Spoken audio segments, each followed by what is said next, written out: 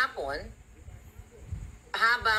bago natin pinlay yung video, wala naman ako sinabi na mga kababayan, panoorin po natin si Ferdinand Marcos Bangag. Wala naman ako sinabing ganon. Sabi ko, let the people decide. Diba? Taong bayan ang uhusga. Sabi ko, ito, panoorin natin itong mamang ito. Okay?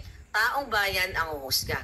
Doon sa crowd, kung naririnig ninyo ako, the moment na finlash natin yung video, ang sigaw nila, oh my God, Marcos resign. Sinabi ko ba na yung nasa video na yon? Si Ferdinand Marcos Jr., sabi ko, let the people decide. At nagdesisyon ng taong bayan, nagdesisyon ang mga nanonood na ang tingin nila doon sa video pinakita ko ay si Marcos Bangag Jr. Okay? Pero madali lang naman yun i-counter. Okay? Pag-usapan muna natin yung video. Kita niya, no? Kung paano kayo niloloko ng hinayupak na to.